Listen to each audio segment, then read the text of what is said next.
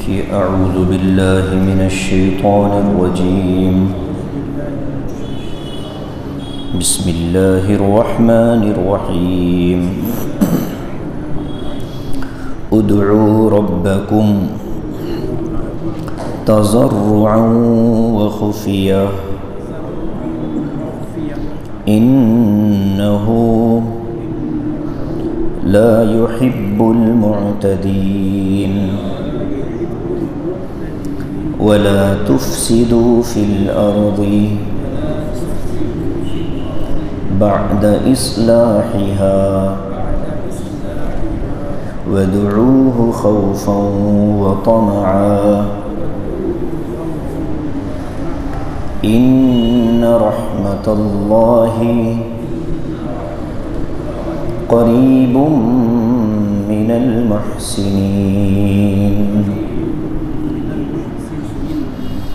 صدق اللہ العظیم ادعوا ربکم تضرعا وخفیہ اپنے رب کو پکارو عاجزی کے ساتھ اور چپکے چپکے انہ لا يحب المعتدین بے شک وہ حد سے آگے بڑھنے والوں کو پسند نہیں کرتا وَلَا تُفْسِدُوا فِي الْأَرْضِ بَعْدَ إِصْلَاحِهَا زمین میں فساد نہ مچاؤ اس کی درستی کے بعد وَادْعُوهُ خَوْفًا وَطَمَعًا اور اللہ تعالیٰ کو پکارو ڈر اور امید کے ساتھ ان رحمت اللہ قریب من المحسنین یقیناً اللہ تبارک و تعالیٰ کی رحمت نیک لوگوں سے زیادہ قریب ہے گزشتہ آیت میں تخلیق دنیا 6 دنوں میں ہوئی آسمان و زمین کی تخلیق اس پر گفتگو تھی رات اور دن کے آنے جانے کا تذکرہ تھا اور اللہ رب العزت کے عرش پر مستوی ہونے کا بیان تھا اسی طریقے سے شمس و قمر ستارے ان کے مسخر کیے جانے کا ذکر تھا اور پھر خلق اور امر ان میں کیا فرق ہے اللہ کی خلقت اور اللہ کے امر سے متعلق کون سی چیزیں ہیں پھر انسانی جسم کے اندر پائے جانے والے لطائف خمسہ کا ذکر تھا اور کن لطیفوں کے جاری ہونے سے اللہ تعالیٰ کی کس خاص رحمت کا نزول ہوتا ہے اس کا بیان تھا لطیفہ قلب اور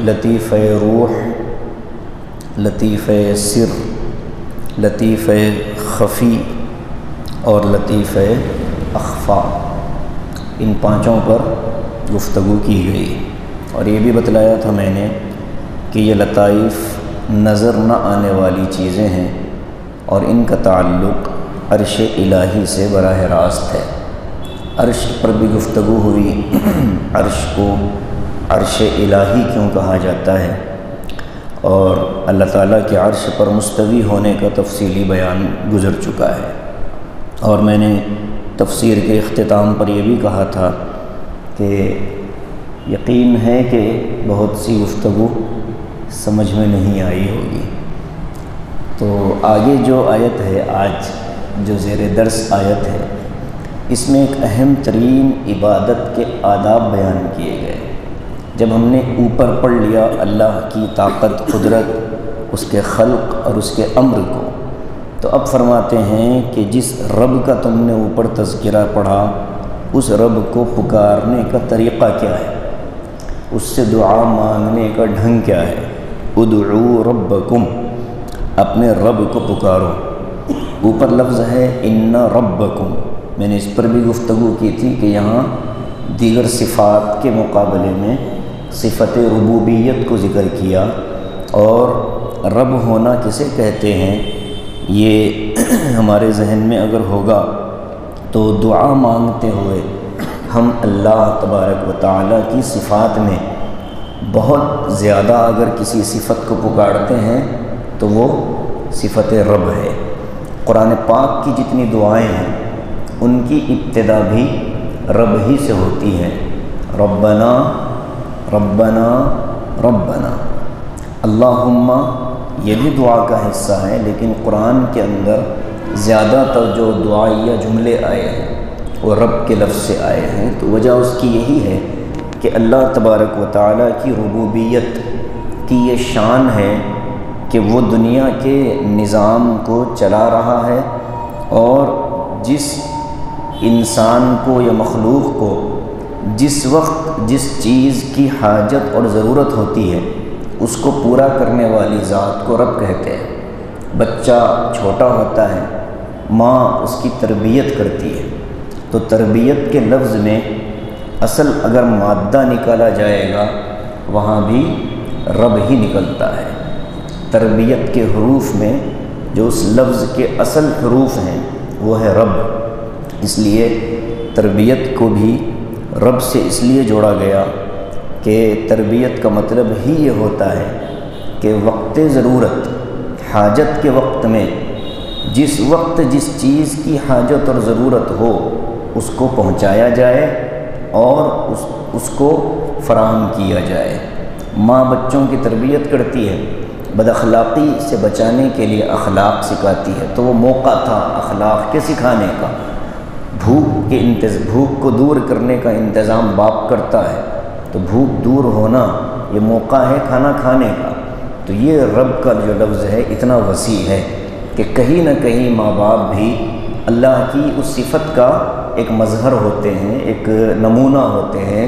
تو اس لیے عرب ملکوں کے اندر بھی جو انتظام سنبھالنے والے ہوتے ہیں عام طور پر ان کو ارباب کہا جاتا ہے، ارباب اقتدار، ارباب حکومت، یہ بہت زیادہ الفاظ ہم بھی سنتے ہیں۔ تو رب کی جمع آتی ہے ارباب۔ تو یہ رب کا لفظ اتنا اہم ہے کہ اللہ تعالیٰ نے دعا مانگنے کے لیے جو حکم دیا ہے اس میں بھی یہی فرمایا اپنے رب کو پکارو، اللہ کو پکارو نہیں، اپنے رب کو پکارو۔ جب مشرکین مکہ سے گفتگو ہوتی تھی، ہم آگے پڑھیں گے 11ویں پارے میں جب ہم پہنچیں گے، تو وہاں مشرکین سے اللہ تعالیٰ نے بار بار سوال کیا، جب تمہاری کشتی بھنور میں پھنستی ہے، قُلْ مَن يُنَجِّيكُم مِّن ظُلُمَاتِ الْبَرِّ وَالْبَحْرِ، تو ان سے پوچھا جاتا ہے کہ تمہاری کشتی جب سمندر کی تاریکیوں میں پھنس جاتی ہے تو کس کو آواز دیتے ہو؟ تو وہ کیا کہتے ہیں؟ قُلِ اللَّهُ، تو اللہ کو پکارتے ہیں۔ تو وہاں ان کے پاس چونکہ اللہ تعالیٰ کی صفات کا یقین نہیں تھا۔ مشرکین جو مانتے ہیں، آج بھی مشرک اللہ کو اللہ مانتے ہیں لیکن اس کو صفات کے ساتھ نہیں مانتے۔ روزی دینا اللہ کی صفت ہے، مشرکین اس کو نہیں مانتے، وہ روزی کے لیے کسی اور کو تلاش کرتے۔ تو جب مومن جو ہوتا ہے وہ ایمان لانے والا اللہ کو ذات اور صفات کے ساتھ مانتا ہے، تو اس لیے یہ فرق ہوتا ہے۔ جب یہ آیتیں ایمان والوں سے مخاطب ہوں گی تو وہاں وہ پورا منظر سامنے ہوتا ہے کہ تم رب کو پکارو، اور ظاہر ہے کہ رب کون ہے؟ اللہ کے علاوہ کوئی اور رب نہیں ہو سکتا۔ تو متعین ہو گیا، رب متعین ہو گیا کہ وہ اللہ کی ذات ہیں۔ تو اس لیے فرمایا ادعوا ربکم، اپنے رب کو بلاؤ، پکارو۔ دعا، ندا، صدا، آواز دینا، عربی زبان کا یہ حسن ہے۔ عربی زبان ہر کیفیت کے لیے ایک لفظ دیتا ہے۔ اردو کے اندر دامن تنگ ہے، انگریزی کا دامن تنگ ہے، دیگر زبانوں کا دامن تنگ ہے، لیکن عربی وسیع ترین زبان ہے، کیفیت کے لیے ایک لفظ متعین ہوتا ہے۔ اب دیکھو آواز دینا ہم نے اردو میں ترجمہ کیا، اپنے رب کو بلاؤ، اپنے رب کو پکارو، کیونکہ حقیقی معنی یہ ہے دعا کا کسی سے اپنی ضرورت کو طلب کرنا، یہ ہے دعا۔ اب اس کے لیے آپ اردو میں چلے جائیں تو ہوتا ہے مانگنا، اور مانگنے کے لیے عربی زبان میں لفظ ہے سؤال۔ تو یہ دعا کا جو مفہوم ہے عربی میں اتنا خاص ہے، اتنا متعین ہے کہ جس کو عربی آتی ہے وہ جھوم جاتا ہے اندر سے کہ واقعی اللہ تعالیٰ نے جو زبان پیدا فرمائی یہی زبان اہل جنت کی زبان ہے، قرآن کی زبان ہے، نبی کی زبان ہے۔ اور جنتیوں کی زبان ہے۔ اور ہم جن کو عربی دنیا میں نہیں آتی، وہاں جب حوض کوثر سے پانی پیا جائے گا، جنت میں داخلے سے پہلے جو 2 نہروں کے اندر ڈبویا جائے گا، پھر وہاں معاملہ عربی کا ہو جاتا ہے۔ سب کے اندر اللہ تعالیٰ عربی زبان کو انسٹال کر دیتے ہیں، تو اب مزید کسی سیکھنے کی ضرورت نہیں پڑتی۔ تو عربی کے لفظ میں دعا کا معنی آتا ہے کسی سے اپنی حاجت کو مانگنا۔ اللہ تعالیٰ سے بندہ دعا کیوں کرتا ہے؟ مانگنا ہی تو ہے اس کو۔ جب اس کے پاس ساری چیزیں ہوتی ہیں تو دعا کے لیے دل کرتا ہے ہمارا؟ بہت مشکل ہوتا ہے۔ 24 گھنٹے کی زندگی میں بمشکل تمام 24 منٹ بھی ہم لوگ دعا نہیں مانگتے۔ وہ تو امام حضرات کا اللہ بھلا کرے، کچھ عربی کی آیتیں ان کو یاد ہوتی ہیں، وہ رٹ دیتے ہیں، سنا دیتے ہیں، پیچھے والوں کو کچھ پلے پڑتا نہیں۔ جہاں امام کی سانس ٹوٹی وہاں اس نے آمین لگا دی، بس اس کے بعد معاملہ صاف ہے۔ یہ دعا نہیں ہے۔ دعا کے آداب بتاتے ہیں۔ ادعوا ربکم تضرع کہتے ہیں عاجزی، مسکنت، فروتنی، ذلت کو۔ میں عاجز بن جاؤں۔ 2 چیزیں دعا میں نہیں ہونی چاہیے۔ حکم اللہ کو نہیں دے سکتے، اور دوسرے مطالبہ اللہ سے نہیں کر سکتے۔ کسی سے کوئی چیز طلب کرنا ہو تو ہمارے پاس 3 ہی چیزیں ہوتی ہیں۔ چھوٹا ہوگا تو حکم دیں گے بھائی جاؤ پانی لاؤ، درمیانہ ہوگا ہمارے اپنے برابر کا ہوگا تو کیا کہیں گے؟ بھائی ذرا پانی پلا دو۔ اور یا پھر اللہ کی ذات اگر ہے، یا کہ بڑے اگر ہوں تو تھوڑا ادب سے ہی صحیح لیکن پوچھ لیں گے کہ ہم کو پانی پینا ہے، ذرا آپ تکلیف کریں گے؟ تو طبقات آپ دیکھیں گے، طبقات کے حساب سے ہمارے مطالبے کا طریقہ بدل جاتا ہے۔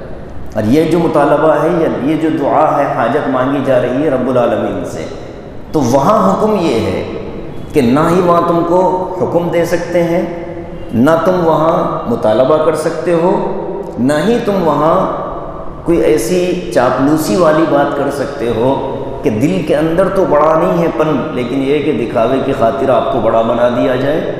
تینوں چیزیں نہیں ہو سکتی۔ وہاں تو ایک ہی چیز ہے، اپنے آپ کو ذلیل دل سے سمجھو، عاجز سمجھو اپنے آپ کو دل سے کہ اللہ میں ذلیل ہوں، میری کوئی حیثیت نہیں۔ حضرت مفتی تقی صاحب نے لکھا، بلکہ حضرت اقدس تھانوی علیہ الرحمہ نے لکھا کہ کسی مہمان کو جلسے میں تقریر کے لیے بلایا جائے اور اسٹیج لگا ہوا ہو تو حضرت فرماتے ہیں کہ کبر یہ ہے، تکبر یہ ہے کہ وہ بندہ آ کر مجموعے میں بیٹھ جائے۔ مہمان آ کر اگر مجمع میں بیٹھ گیا اور پھر اعلان کیا جا رہا ہے کہ حضرت آپ یہاں تشریف لائیں، تو حضرت کہتے ہیں کہ یہ بھی تکبر ہے۔ اس کا دل یہ چاہتا ہے اندر سے کہ میرا نام پکارا جائے، میرے لیے آواز لگائی جائے، پھر وہ اٹھ کر آئے۔ حضرت فرماتے ہیں کہ کوئی بندہ ایسا ہے جو پہلے سے وہاں مدعو نہیں ہے، اور بندہ وہ آ کر اجتماع میں بیٹھ گیا، اب اس کو اگر آواز دے کر بلایا جائے، وہ اگر چلا گیا تو یہ تکبر میں داخل نہیں ہے، چونکہ متعین ہے جگہ، آپ کو وہاں بیٹھنے کے لیے بلایا گیا تھا اور آپ آ کر وہاں بیٹھ گئے، تو یہ عاجزی کے خلاف ہے۔ دل سے آدمی اپنے آپ کو چھوٹا سمجھے دعا کے اندر، عاجز، مسکنت۔ دوسرا خفیہ، دعا آہستہ ہو۔ جہری دعائیں شریعت میں مطلوب نہیں ہیں، اونچی دعائیں، اونچی آواز کی دعائیں شریعت میں پسندیدہ نہیں ہیں۔ اسی لیے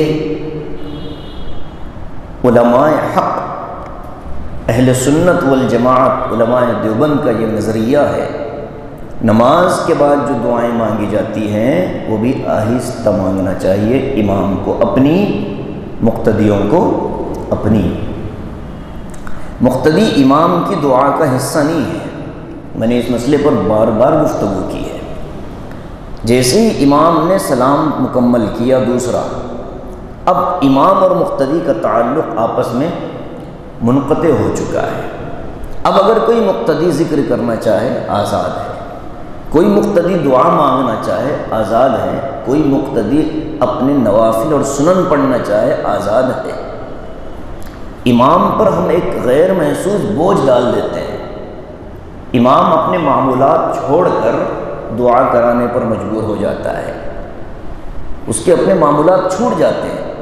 اب پھر وہ لوگوں کے لیے 2-4 منٹ کی ہاں ہوں کی دعا کرا کر کے بسم برحمتک یا ارحم الراحمین کہتے ہی سب لوگ اپنا ہاتھ جھٹک کر نکل پڑتے ہیں. امام کے بھی معمولات چھوٹ گئے، مقتدیوں کے بھی معمولات. یہ دعا جو ہے نا، نماز کے فوراً بعد اجتماعی طور پر ایک آدمی زور سے دعا کرائے، پیچھے والے آمین کہے، یہ سنت نہیں ہے، یہ نماز کا حصہ نہیں ہے. یہ تو قوم کی سستی کو دور کرنے کے لیے کہ کم از کم یہاں اللہ سے مانگ لو. حضرت مفتی محمد شفیع صاحب رحمۃ اللہ علیہ نے اس کو لفظ استعمال کیا تماشا. حضرت فرماتے ہیں کہ یہ تو تماشا بنا رکھا ہے دعا کا. مانگنے والے بھی متعین ہیں کہ بھئی یہی الفاظ ان کو مانگنا ہے. 10 سال سے اس امام کی دعا میں نہ کوئی لفظ بڑھا نہ کوئی لفظ گھٹا. متعین جملے ہیں اس کی زبان پر رٹے ہوئے، وہ پڑھ دیتا ہے، پیچھے والے آمین کہہ دیتے ہیں، معاملہ ختم. یہ دعا نہیں ہوئی. تو دعا خفیہ ہو، چپکے ہو، تنہائی میں ہو، اکیلے میں ہو، دل سے ہو، یہ ہے دعا. یہ جو ڈرامے بازی ہم لوگوں نے شروع کر رکھی ہے کہ پورا اجتماع ختم، دعا کے لیے پورا شہر امڑ کر جا رہا ہے. حضرت مفتی محمد شفیع صاحب نے معارف میں اس کو تماشا لکھا ہے. لوگوں کی اہمیت ہے کہ ہم کو بس دعا میں شریک ہو جانا ہے. دین کی بات کے سننے سے کوئی تعلق نہیں ان کا، وہ چاہتے ہی نہیں کہ ہم سنیں. ہم بس دعا میں شریک ہو جائیں گے، وہ اپنی دعا کہتے رہیں گے، اور یہ ان کوئی انگلی بجا رہا، کوئی داڑھی کھجا رہا، کوئی کپڑے سیدھے کر رہا، کوئی کچھ دیکھ رہا، کوئی ناخن صاف کر رہا، اور امام صاحب لگے ہیں اپنی دعا کے اندر. اور جو 20 25 30 40 50 1.5 گھنٹے کی دعا کرے گا وہ بہت بڑا علامہ. حضرت مفتی شفیع صاحب نے اس کو لکھا ہے بدعتی ہے، بدعتی حضرت نے لکھا اس کو. تو یہ دعا، لمبی دعائیں اور چیخ کر دعا کرنا اللہ کے رسول نے منع کیا ہے. غزوہ احزاب میں، خندق میں، نبی علیہ السلام بھی اپنا کدال لے کر خندق کی کھدائی میں شریک تھے. صحابہ کی زبان سے دعائیہ جملے نکل رہے تھے، نحن الانصار، نحن المہاجرہ. تو یہ دعائیہ جملے بھی تھے، اور اپنے ساتھیوں کو ہمت دلانے کے لیے تحریض کے جملے تھے، اشعار پڑھتے تھے صحابہ، اس میں دعا بھی مانگی جا رہی تھی. تو بعض صحابہ کی دعا میں آواز بلند ہو گئی، آواز بلند ہو گئی. حضور اقدس صلی اللہ علیہ وسلم نے جب سنا تو فرمایا لا تدعون اصم ولا غائبا. ارے بھائی تم کسی بہرے اور غیر حاضر شخص کے لیے دعا نہیں مانگ رہے. انتم تدعون، تم تو سمیع و قریب، سمیع سننے والی ذات ہے، تم سے قریب ہے، اس ذات سے تم مانگ رہے ہو، تو چیخنے اور چلانے کی کیا ضرورت ہے. حضرت عبداللہ ابن مغفل رضی اللہ تعالیٰ عنہ کا مشہور واقعہ ہے. حضرت نے دیکھا کہ ان کے صاحبزادے دعا مانگ رہے تھے، اے اللہ مجھے جنت الفردوس کا وہ سفید والا محل جو جنت کے دائیں طرف ہے مجھے عطا فرما. حضرت نے جب سنا تو فرمایا کہ بھائی یہ دعا تو بدعت ہے، تم غلط دعا مانگ رہے ہو. اللہ کی رحمت کو محدود مت کرو، اور غیر ضروری چیزیں دعا میں شامل مت کرو. تم کو اللہ تعالیٰ سے جنت مانگنا ہے. اللہم انی اسألک الجنہ وما قرب الیہا من قول وعمل. اللہم انی اعوذ بک من النار وما قرب الیہا من قول وعمل. اللہ میں آپ سے جنت طلب کرتا ہوں، اور وہ عمل طلب کرتا ہوں، وہ قول طلب کرتا ہوں جو مجھے جنت کی طرف لے جاتا ہے. میں جہنم سے پناہ چاہتا ہوں، اور ان اعمال اور اقوال سے پناہ چاہتا ہوں جو مجھے جہنم کی طرف لے جانے والے ہیں. یہ دعا حضور صلی اللہ علیہ وسلم نے سکھائی. تو دعاؤں کے اندر حد سے آگے بڑھ جانا، چلانا، چیخنا، اور الفاظ کو خوبصورت بنانے کی خاطر متعین جملے بولنا کہ اشعار جیسا انداز لگے کہ بھئی لوگوں کو محسوس ہو کہ یہ بڑی زبردست دعا کرانے والے. یہ ساری چیزیں دعا کا مذاق ہے۔ دعا عبادت ہے، شکل بھی اللہ کے نبی صلی اللہ علیہ وسلم نے بتلائی۔ روزانہ اگر کوئی بندہ مناجات مقبول کا معمول بنا لے، نبی علیہ السلام کی زندگی بھر کی دعائیں اس میں شامل ہو چکی ہیں، لیکن وہ انفرادی پڑھی جانے والی کتاب ہے۔ تنہائی میں آدمی فجر بعد پڑھ لے، ظہر بعد پڑھ لے، عصر بعد پڑھ لے، مغرب بعد، عشاء بعد۔ حسن حسین کتاب ہے، یہ دعاؤں کی کتابیں ہیں۔ اس میں بندے کا دل بھی حاضر ہوتا ہے، بندے کی توجہ حاضر ہوتی ہے اللہ سے اس کو مانگنے کا۔ لیکن یہ جو اجتماعی شکلیں ہم نے بنا رکھی ہیں یہ بھی مناسب نہیں ہے۔ امام اعظم ابو حنیفہ رحمۃ اللہ علیہ نے اس کو اتنا مضبوط پکڑا، دعا کے آہستہ پڑھنے کو، مانگنے کو۔ حضرت فرماتے ہیں کہ نماز میں امام جب وَلَضَّالِّينَ کہتا ہے تو مقتدی پیچھے سے آمین کہتے ہیں۔ یہ آمین دعا ہے اور دعا کو آہستہ کہنے کا حکم ملا ہے، لہذا نماز میں آمین کو آہستہ کہا جائے گا۔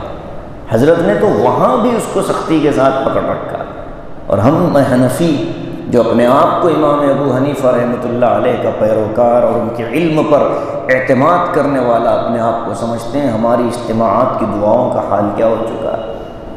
حضرت مفتی شفیع صاحب نے کبھی کسی خاص موقع سے کوئی لوگ جمع ہو گئے، ایک بندے نے زور سے دعا کی، بقیہ افراد نے آمین کہہ دی، ٹھیک ہے، حرام نہیں ہے، لیکن اس کو معمول بنا لینا غلط ہے۔ اس کو معمول بنا دینا یہ بات غلط ہے۔ اور کوئی اگر 5-7 منٹ کی دعا ہو رہی ہو تو مقتدی بھی نہیں چاہتا کہ وہ دعا جیسی کیفیت میں بیٹھے، اس کو بھی معلوم ہے کہ یہ ایک رسمی دعا ہو رہی ہے، یہ بھی رسمی دعا کر رہا ہے، مقتدی بھی اور ساتھ والے بھی رسمی بیٹھے ہوئے ہیں، اس کو بھی کوئی کیفیت۔ یہی مصلی، یہی مقتدی، یہی مجمع اگر کسی شب قدر اور شب برات کی مسجد میں بیٹھ جائے، پھر ان کی چیخیں دیکھیے آپ، ان کی آمین سے چھتیں اڑ جاتی ہیں۔ اور یہی بندے کو آپ 5 منٹ کی دعا میں بٹھا دیں، بیٹھنے کی کیفیت بھی نہیں بدلتی اس کی، 4 زانوں ایسے ہی بیٹھا رہے گا اور بس اپنا ہاں ہوں آمین آمین کر کے وقت۔ یہ منع ہے شریعت۔ دعا کرنا ہو، اب لوگوں کو ایک عادت بن گئی، کوئی دعا کریے، بھائی دعا کر دیجیے، دعا کر دیجیے۔ کیا ہو رہا ہے؟ دعا ہو رہی ہے اور کوئی دھکا لگا رہا، کوئی اپنے کام میں مصروف۔ تو یہ جو مخصوص عبادت تھی، اس کو ہم لوگوں نے کتنا پامال کیا۔ سیاسی لیڈروں کی پیدائش کے دنوں پر ہم نے جا کر اس کو تباہ کر دیا۔ یہ ذلت ہے، مذاق ہے دعا کا۔ جس کو دعا دینا ہو انفرادی دعا دیں، کوئی حرج نہیں، لیکن یہ ہے کہ بھیڑ جمع ہو گئی اور ہم اپنی مانگ رہے، وہ اپنی کر رہا، تو یہ تو اللہ تعالیٰ بھی تو دیکھ رہا ہے نا کہ کیا تماشا بنا رکھا ہے ان لوگوں نے۔ تو فرمایا ادعوا ربکم تضرعا وخفیا، اپنے رب کو پکارو، بلاؤ، دعا مانگو عاجزی کے ساتھ اور آہستگی کے ساتھ۔ چیخنے اور چلانے والی دعائیں پسند نہیں اللہ کو، آواز لگا کر چیخا جا رہا ہے بہت زور سے، اللہ تعالیٰ کو بعض کیفیتیں ہوتی ہیں۔ انسان دعا کر رہا ہے، شروعات آہستگی سے ہو گئی، اچانک اس کے اندر ایک کیفیت پیدا ہو گئی اور اس نے بے خیالی میں چیخ مار دی، یہ الگ مسئلہ ہے۔ لیکن شروعات ہی سے زور سے چیخ کر دعائیں کرنا شریعت میں پسند نہیں۔ اب یہاں ایک اور مسئلہ بھی ہے، وہ مسئلہ یہ ہے کہ ذکر کا حکم کیا ہے؟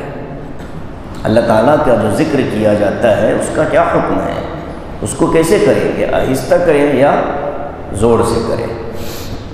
اس سلسلے میں شریعت کا جو سب سے بہترین اسوہ ہمارے سامنے ہے وہ رسول کریم صلی اللہ علیہ وسلم کی ذات ہے۔ حضور اقدس صلی اللہ علیہ وسلم نے جہاں بلند آواز سے ذکر فرمایا، یا یہ کہ آپ نے بلند آواز کا حکم دیا، وہاں بلند آواز سے ذکر کرنا چاہیے، اور جہاں آپ نے آہستہ ذکر کا حکم دیا، یا یہ کہ آپ نے خود آہستہ ذکر فرمایا ہو تو وہ آہستہ ذکر کرنا چاہیے۔ بلند آواز کے مواقع کیا ہیں؟ آذان ہے، اقامت ہے۔ آذان بلند آواز سے دینا چاہیے، بصوت اعلیٰ، اذان اس انسان سے کہلوانا ہے کہ جس کا آواز بلند ہو۔ حضرت بلال رضی اللہ تعالیٰ عنہ کی آواز بلند تھی، اس لیے کہ وہ حبشے کے تھے، ایتھوپیا کے تھے، آواز بلند تھی، اور بلندی کے ساتھ آواز میں خوبصورتی تھی۔ اللہ کے رسول نے حضرت بلال سے فرمایا کہ آپ اذان دو، اور حضرت بلال رضی اللہ تعالیٰ عنہ کے بارے میں ایک جھوٹ پھیلایا گیا کہ حضرت بلال کو شین نہیں کہنا آتا تھا۔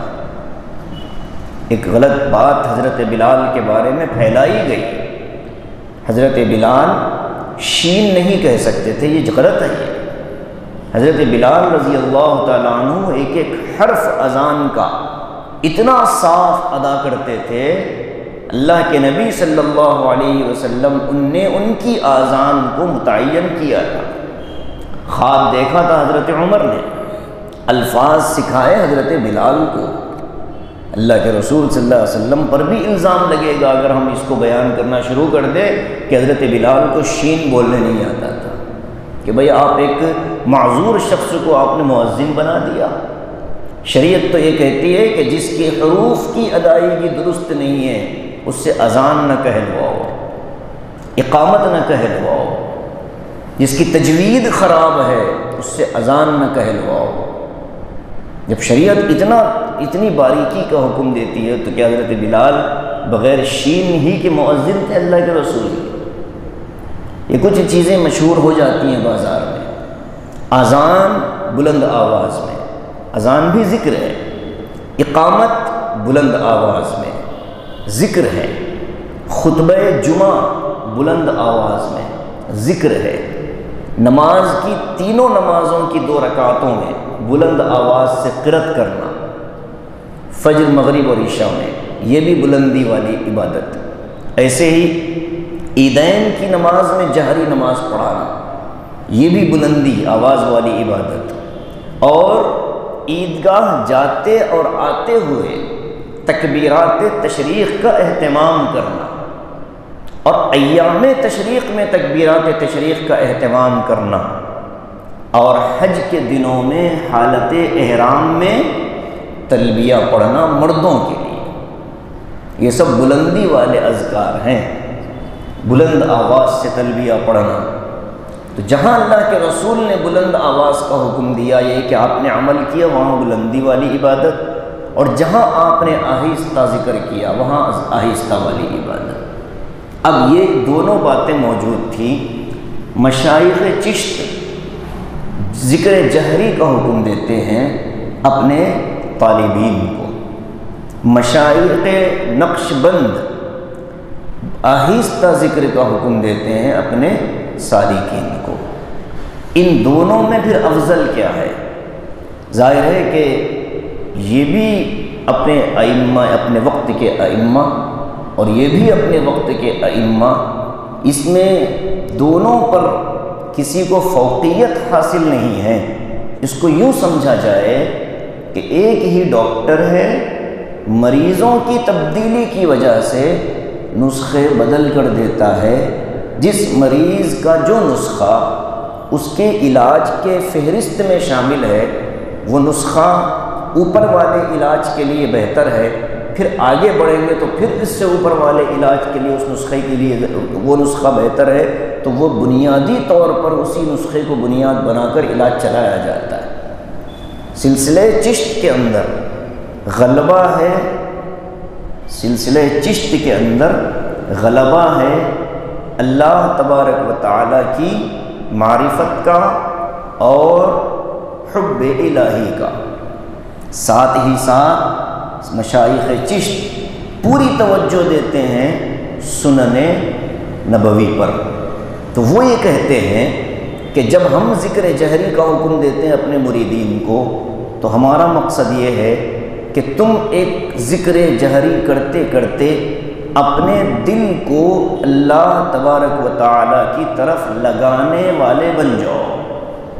توجہ کی زیادتی کی خاطر ذکر جہری کیا جاتا ہے۔ ایک بندہ اللہ جب کہے گا تو آس پاس کا ماحول بھی اس کے اللہ کے لفظ کی برکت سے منور ہو جاتا ہے، پھر اس کا دل بھی متوجہ ہے، زبان بھی متوجہ ہے، اور ذہن بھی اس کا لفظ اللہ کی طرف جا رہا ہے۔ اور جب ایک مرحلہ ذکر جہری کرتے کرتے اس کی توجہ مستقم ہو جائے گی تو پھر آگے حکم دیا جاتا ہے کہ اب ذکر سری شروع کرو اور تنہائی میں گھنٹوں بیٹھ کر اللہ تبارک و تعالیٰ کو یاد کر لینا۔ نقش بند یہ کہتے ہیں مشائخ کہ وہ مرحلہ جو سلسلہ چشت کا ایک عرصے کے بعد شروع ہوتا ہے، مشائخ نقش بند یہ کہتے ہیں کہ شروع ہی سے سالک کو تنہائی میں اللہ کو بغیر آواز، اور یہاں تک کہا جاتا ہے نقش بند میں کہ سانس کی بھی آواز تم کو نہ سنائی دے، اس میں بھی اللہ سنائی دے۔ تو یہ دونوں طریقے ذکر کے ثابت ہیں۔ اللہ چونکہ یہ ذکر بطور علاج ہو رہا ہے، اور علاج میں بہت ساری چیزوں کو نکالا جاتا ہے، باقی افضل یہ ہے اس کو ہم متعین اس لیے نہیں کر سکتے کہ یہ جو شکل ہے بیٹھ کر ذکر کرنے کی، یہ سرکار دو عالم صلی اللہ علیہ وسلم کے زمانے میں نہیں پائی جاتی تھی۔ ہاں صحابہ ذکر میں بیٹھتے تھے، مسجد میں ذکر کے حلقے لگتے تھے، لیکن ہر بندہ اپنا ذکر کرتا تھا۔ کوئی ایک ذکر کروائے بقیہ پورے ذکر کریں، یہ شکل نہیں تھی۔ بیٹھتے سب ایک ساتھ تھے لیکن کرتے سب اپنا اپنا ذکر تھے، یہ شکل تھی اس زمانے میں۔ عصر کے بعد بیٹھ گئے صحابہ، کوئی لا الہ الا اللہ پڑھ رہا ہے، کوئی تسبیح پڑھ رہا ہے، کوئی تحمید کر رہا ہے، تو ایک ساتھ اس کو حدیث جو روایتوں میں بیان کیا ذکر کے حلقے لگتے تھے، وہ یہی شکل تھی کہ ہر آدمی اپنا ذکر کرتا تھا، دعا کے حلقے لگتے تھے، ہر آدمی اپنی دعا پڑھتا تھا، مانگتا تھا۔ تو اس لیے کبھی کوئی یہ نہ سمجھے کہ ذکر جہری کی جو ہے غیر مسنون ہے یا اور ذکر سری ہی مسنون ہے، دونوں طرح کی روایتیں جہاں موجود ہوتی ہیں وہاں کسی ایک ترجیح کو جائز اور دوسرے کو ناجائز نہیں کہا جا سکتا، بلکہ یہ کہا جا سکتا ہے کہ یہ افضل ہوگا، یہ غیر افضل ہوگا۔ افضل اور غیر افضل کا فرق سمجھنا ہو تو یوں سمجھیں کہ عطر لگا کر نماز پڑھنا افضل ہے، عطر لگائے بغیر نماز پڑھنا غیر افضل ہے۔ نماز بہرحال ہو جاتی ہے، بس افضلیت یہ بہتر ہے کہ بھائی آپ نے عطر لگا لیا ہے، اتنا ہی فرق ہے ذکر جہری اور ذکر سری میں۔ اسی طرح آمین کے زور سے کہنے اور آہستہ کہنے ہی کے اندر بھی اتنا ہی فرق ہے۔ ادعوا ربکم تضرعا وخفیہ، اپنے رب کو پکارو یعنی دعا کرو عاجزی کے ساتھ اور چپ کے آہستگی کے ساتھ۔ انہ لا يحب المعتدین، بے شک اللہ تعالیٰ حد سے آگے بڑھنے والوں کو پسند نہیں فرماتا۔ اسلام اعتدال والا مذہب ہے، حد سے آگے بڑھنا اسلام میں پسندیدہ اللہ کو پسند نہیں ہے۔ تو حد سے آگے بڑھنا دعا کے اندر بھی شامل ہے، کیا حرام چیز کی دعا نہ مانگی جائے، کہ مومنین پر بد دعا نہ کی جائے۔ اسی طریقے سے اللہ تعالیٰ کی شان کو ملحوظ رکھتے ہوئے دعائیں مانگی جائے، غیر ضروری قیودات دعا کے اندر شامل نہ کر دیں، اور اللہ کی شان میں بے ادبی اور گستاخی والے جملے نہ نکلنے پائیں۔ اپنے مرضی سے بیٹھ کر ہم دعا کریں اور یہ یقین رکھیں کہ اللہ سنے گا لیکن قبول کرنے کی کوئی ذمہ داری اللہ نے نہیں۔ انہ سمیع قریب، مجیب بھی ہے لیکن مجیب کے لیے شرائط ہیں کہ دعا اللہ تعالیٰ کے بتائے ہوئے طریقے کے مطابق ہونی چاہیے۔ تو یہ فرمایا کہ حد سے آگے بڑھنے والوں کو اللہ پسند نہیں کرتا، دعاؤں کے اندر بھی حد سے تجاوز اللہ کو پسندیدہ نہیں ہے۔ جیسے میں نے حضرت عبداللہ ابن مغفل رضی اللہ تعالیٰ عنہ کے بیٹے کا تذکرہ سنایا کہ انہوں نے اللہ سے جنت میں داہنی طرف والا سفید محل مانگا، والد نے منع کر دیا کہ بیٹے اس طرح اللہ کی رحمت کو محدود نہیں کر سکتے، جنت مانگو۔ ایسی ہم بھی اللہ تعالیٰ سے ایسی چیزیں نہ مانگے جس سے ہمارا یا یہ کہ ہماری نسلوں کا اور پوری ملت اسلامیہ کا نقصان ہو۔ اللہ نے جو دعائیں نبی کے ذریعے سے امت کو دی ہیں ان دعاؤں کے اندر بڑی طاقت ہے، ان کے اندر بڑی جامعیت ہے، آخری درجے کی دعا۔ جیسے صحابی نے پوچھا تھا، غالباً حضرت ابو امامہ باہلی رضی اللہ تعالیٰ عنہ کی روایت ہے، انہوں نے پوچھا تھا یا رسول اللہ اتنی دعائیں آپ کی ہیں، کوئی ایک ایسی دعا بتلا دیجئے کہ ساری دعاؤں کا خلاصہ ہو جائے۔ تو حضور نے فرمایا یہ مانگا کرو، اللہم انی اسألک من خیر ما سألک بہ من خیر ما سألک عبدک و نبیک محمد صلی اللہ علیہ وسلم ونعوذ بک من شر ما استعاذک منہ عبدک و نبیک محمد صلی اللہ علیہ وسلم وانت المستعان وعلیک البلاغ ولا حول ولا قوة الا باللہ۔ یہ دعا سکھائی، اے اللہ میں آپ سے وہ خیر مانگتا ہوں جو نبی علیہ السلام نے مانگا ہے، اور میں آپ سے ان چیزوں سے پناہ میں آتا ہوں جو نبی علیہ السلام نے جن سے پناہ چاہی ہے۔ آپ ہی سے مدد مانگی جاتی ہے اور آپ ہی تک ہے، آپ ہی پر ہے کہ آپ ہماری دعاؤں کو قبولیت تک پہنچائیں۔ وَأَنْتَ الْمُسْتَعَانُ وَعَلَيْكَ الْبَلَاغُ وَلَا حَوْلَ وَلَا قُوَّةَ، کوئی طاقت اور کوئی قوت آپ کے بغیر نہیں ہے، آپ ہی سب سے عظیم اور سب سے بلند ہیں۔ یہ دعا حضور صلی اللہ علیہ وسلم نے سکھا دی۔ ہمارے پاس دعا مانگنے کا وقت نہ ہو، کم از کم اتنا تو مانگ لینا چاہیے، اے اللہ جو خیر آقا نے مانگا ہے وہ خیر ہمیں بھی عطا فرمائیے، جن شرور سے حضور نے پناہ چاہی ہے اس سے ہمیں بھی پناہ میں رکھ لیجئے۔ اللہ سے اس طرح دعا مانگنا ہے، بیٹھ کر ادب کے ساتھ، عاجزی کی بیٹھک جو ہو سکتی ہے۔ ادب والی بیٹھک کون سی ہے؟ وہ بیٹھک جو نماز میں بیٹھتے ہیں۔ نماز میں ہماری جو بیٹھک ہے وہ ہے ادب والی بیٹھک، عاجزی والی بیٹھک۔ اس بیٹھک میں بیٹھ کر اللہ تعالیٰ سے دعا مانگنا ہے، دل سے بھی مانگا جا سکتا ہے۔ بہتر یہ ہے کہ ہم فقیروں کی طرح ہاتھ اٹھا کر، ہاتھ پھیلا کر اللہ تعالیٰ کے دربار میں اس اپنے آپ کو فقیر اور محتاج سمجھ کر اس طرح بھیک کی طرح ہاتھ پھیلائیں اور پھر اللہ سے مانگیں۔ بار بار آسمان کی طرف نظر دعا میں نہ کی جائے، بلکہ چہرہ بالکل اس حیثیت، اس کیفیت میں رہے۔ بعض لوگ اس طرح دعا کرتے ہیں کہ اللہ تجھے دینا ہو دے، میں تو نہیں دیکھنے والا، تو یہ بھی دعا کے آداب کے خلاف ہے۔ بعض لوگ اس طرح بیٹھ جاتے ہیں دعا میں۔ یہ وہ اس موقع پر ہوتا ہے عام طور پر جب اجتماعی دعا ہو رہی ہوتی ہے، اس کا ایک حکم ہے۔ اجتماعی دعا امام صاحب کرا رہے ہیں، اب ان کو چونکہ رمضان بھی مکمل ہوا ہے، ہدیہ بھی ملنا ہے، تو ان کی تو مجبوری ہے، وہ کرائیں گے، نہیں تو کمیٹی والے ناراض نہیں، امام صاحب دعا نہیں کرائے، دعا نہیں کرایا، دعا نہیں کر رہے تو کیا کرے گا؟ امام دعا مانگے گا تو پھر تو کیا یہی کرے گا بیٹھ کر پیچھے؟ تو یہ جو نالائق قسم کے لوگ ہوتے ہیں نا، جو امام کو کہتے ہیں دعا نہیں کرائے، دعا نہیں کرائے، دعا نہیں کرائے، دعا، یہ ایسے لوگ ہوتے ہیں جنہوں نے زندگی میں کبھی دعا نہیں مانگی، اپنی دعائیں بھی امام سے کروا دیتے ہیں، لا کر پرچیاں، لو بھائی یہ دعا کرو، یہ دعا کرو، یہ مر گئے، یہ مرنے والے ہیں، یہ ابھی دنیا میں آئے، یہ غریب ہیں، ان کی شادی نہیں ہو رہی، بھائی تم کیا کرو گے؟